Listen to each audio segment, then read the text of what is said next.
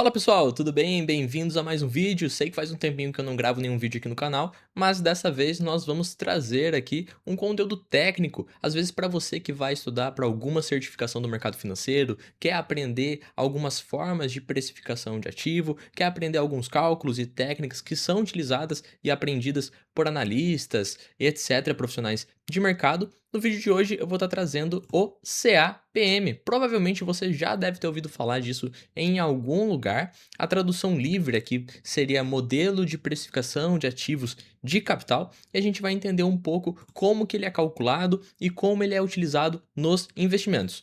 Lembrando que o conteúdo do canal ele é educativo, não tem propósito de recomendação de compra, de venda ou de análise de ativos, então bora falar do CAPM. Então eu já falei para vocês, o CAPM, a tradução livre ali do CAPM, ele é um modelo utilizado para precificar e para encontrar um retorno exigido, com base no nível de risco de um ativo. E leia-se risco aqui no caso do CAPM, a questão da volatilidade ou da sensibilidade de um ativo frente ao que acontece no mercado. Então lá você tem o Ibovespa, que é o índice mais utilizado quando a gente fala de bolsa brasileira. Ele sobe um dia 1%, cai 2, sobe 3 e por aí vai.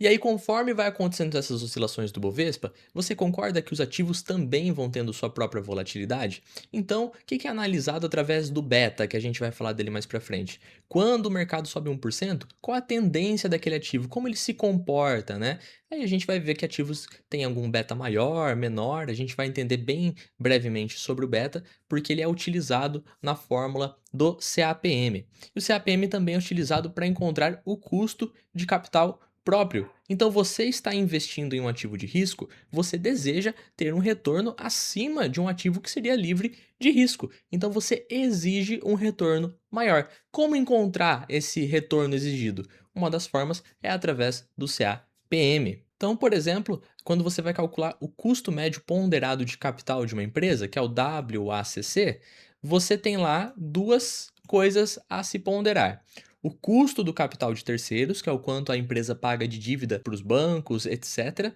e também para os seus financiamentos, e também o quanto que é o custo do capital próprio, que é aquilo que o acionista exige. E uma forma de encontrar está aqui o CAPM para auxiliar na precificação dos ativos.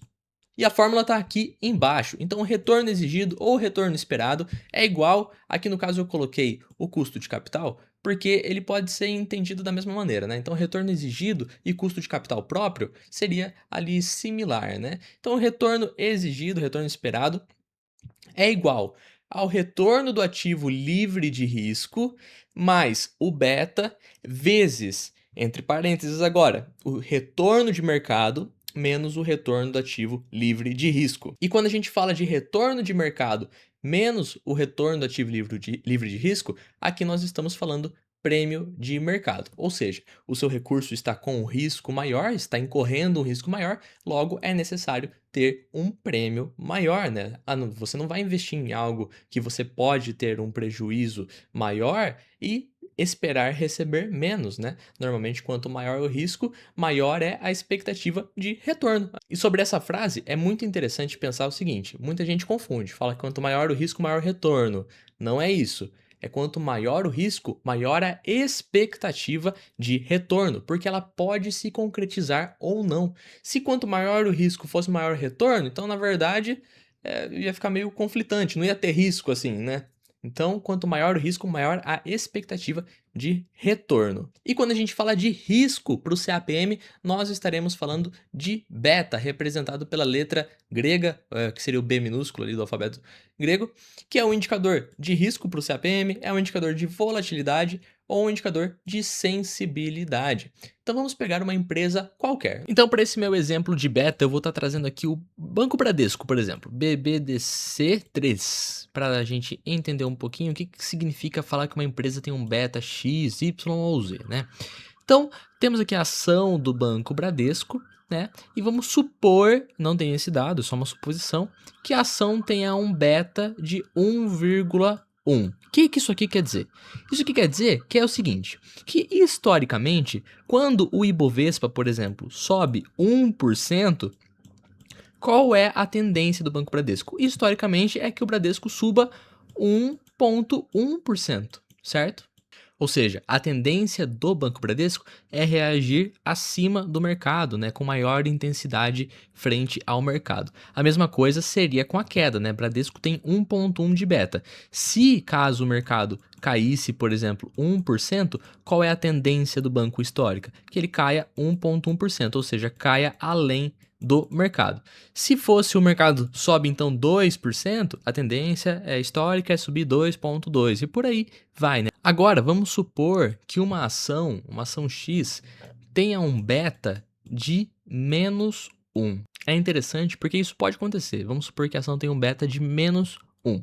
Isso quer dizer que, historicamente, no período que foi feito o dado histórico para calcular o beta dessa ação, quando o mercado em média sobe, vou pegar o exemplo de subir 1%, essa ação ela tem um beta negativo, ou seja, é o contrário do mercado. Então, normalmente, quando o mercado sobe 1%, a ação cai 1%. Se o mercado cai 1%, historicamente a ação subiu 1%. É claro que isso aqui é considerado uma série histórica do que aconteceu, em média, etc. Não dá para prever, né? Até porque ele mede o que está acontecendo no mercado. Então, quando a gente já visualiza o dado, ele já está acontecendo. Não é uma previsão. Não tem como saber se vai sempre dar certo ou errado, porque é uma média. Mas só para entender, então, da onde que vem o beta. E aqui eu deixei uma frase para reflexão, que é a seguinte: há risco sempre em que a chance de um evento acontecer for menor que 100%. O que isso aqui quer dizer? Quer dizer que se você tivesse 100% de certeza que um evento fosse acontecer, não haveria risco, né? Você tomaria a decisão com plena certeza do que aconteceria. Mas, como quase tudo na vida, nós temos menos de 100% de certeza das coisas, né? Então, se, por exemplo, a gente tiver 99% de probabilidade de um evento acontecer, há um risco aí menor, um risco de 1%, mas ele existe. Então, fica isso para reflexão. Sempre que você for tomar uma decisão de investimento, tenha consciência de que existe risco em tudo, desde a renda fixa, da poupança, até para as ações, criptomoedas, ETFs e por aí vai, né? Então, em tudo que você for fazer, existe risco, em proporções diferentes, em ocasiões diferentes, de tipos diferentes. Por isso que é muito importante você saber onde você está investindo. Agora, referente ao retorno do ativo livre de risco, que seria o risk-free, né, o RF ali da nossa fórmula, ele considera um ativo onde você teria um risco baixíssimo, né? É livre de risco, mas entre aspas, né? Como a gente acabou de ver, sempre há algum tipo de risco. Mas quando a gente fala então do ativo mais seguro que nós temos aqui, nós pensamos em ativos de risco soberano, ou seja, risco governo, porque o governo ele tem a capacidade de emitir moeda, então ele não vem tecnicamente a dar um calote, né? Pode acontecer, mas tecnicamente ele pode emitir moeda, então ele consegue pagar a sua dívida interna. E, por exemplo, no Brasil, nós usamos mais ou menos a taxa Selic, né? Por exemplo, uma LFT é um ativo livre de risco, entre aspas, igual eu estou dizendo. Por quê? Porque ele é risco soberano, risco governo, e ele tem uma baixíssima marcação a mercado, né? Na verdade, praticamente não tem marcação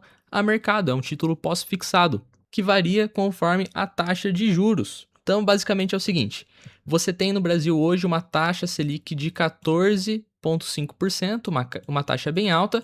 Você colocar o seu dinheiro lá, rendendo essa taxa de juros, você vai receber 14,5% bruto ao ano. É claro que vai ter os impostos, né, devido a ser renda fixa, etc. Mas numa LFT você teria 14,5% ao ano. Então, faz sentido pensar que se você está colocando em um ativo que possui mais riscos, que possui a capacidade de subir, descer, ou a operação der errado, acontecer algum problema com a empresa, etc., faz sentido pensar que você gostaria de ter um retorno maior, pelo menos, que os 14,5% ao ano que você já sabe que vai ter ali na renda fixa, no Tesouro Selic, etc. Por esse pensamento fazer sentido, é daí que vem o prêmio de mercado da fórmula, né? Se eu estou colocando em algo que possui risco, eu quero ganhar um pouco acima do ativo livre de risco. Então a gente tem o retorno esperado do mercado, tá? Retorno esperado do mercado, que existem aí projeções de analistas, de casas de análise, de estudos, etc, etc, etc, retirando o ativo livre de risco. Então vamos supor que as pessoas esperem que o mercado, né, que a nossa bolsa brasileira, por exemplo, vá dar 18% ao ano de retorno. Esse é o retorno esperado, por exemplo.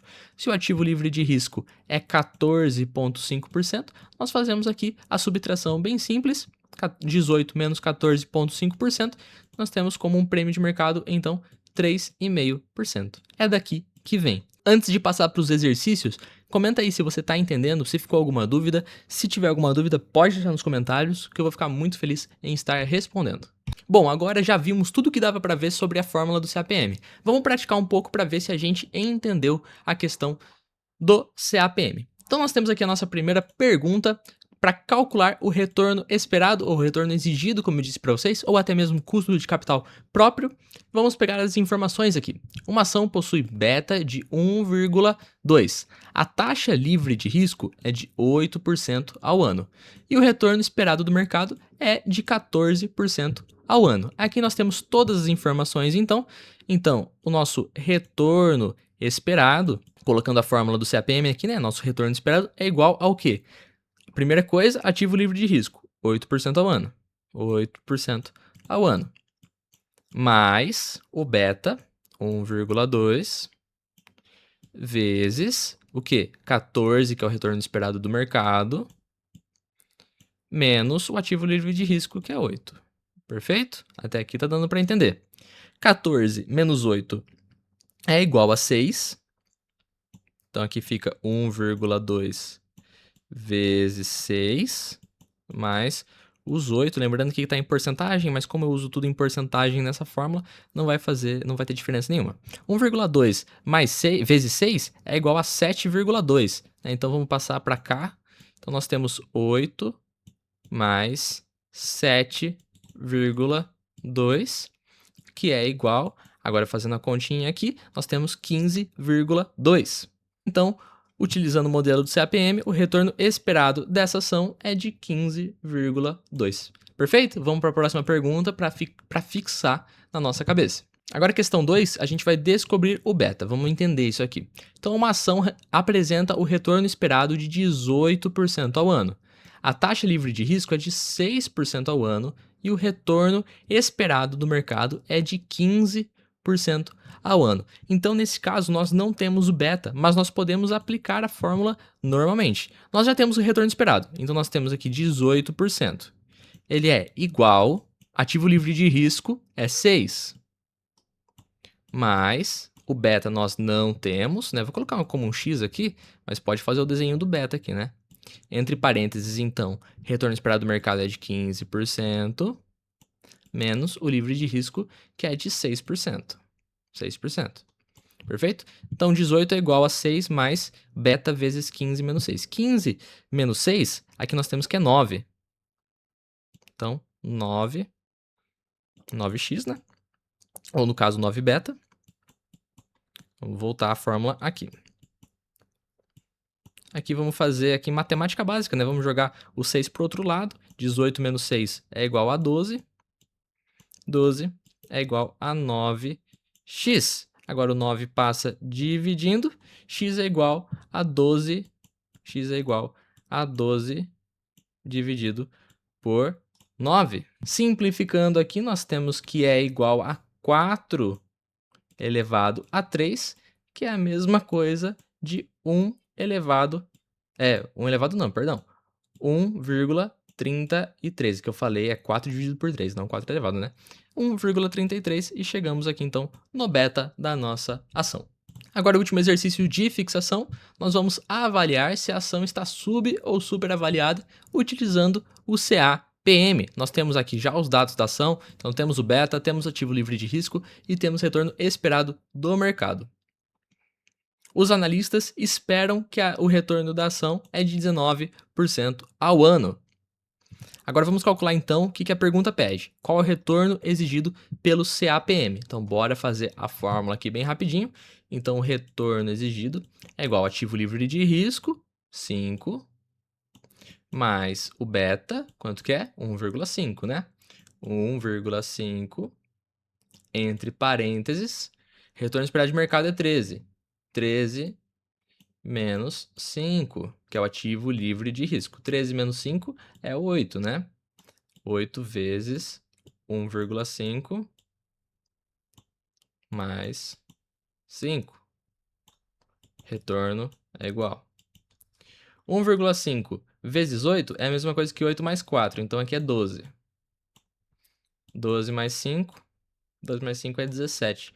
Então o retorno pelo modelo do CAPM é de 17%. Então a resposta aqui fica 17%. Comparando o retorno exigido, que é do CAPM, com o retorno projetado, que é de 19% dos analistas, a ação parece estar. Então nós temos que o retorno projetado para aquela ação é de 19%, certo? Que é o que os analistas projetam para a ação. Só que o retorno exigido é 17%. Então, nós exigimos 17% da ação, só que o mercado espera que ela vai entregar 19%. Então, a ação estaria subavaliada, porque o retorno projetado é maior do que o retorno exigido. Falando assim, fica mais fácil de entender. Bom, pessoal, esse foi o vídeo de hoje. Espero que vocês tenham gostado. Deixa seu like, se inscreve no canal, participa do nosso grupo do Telegram. Vou ficando por aqui. Até a próxima e tchau!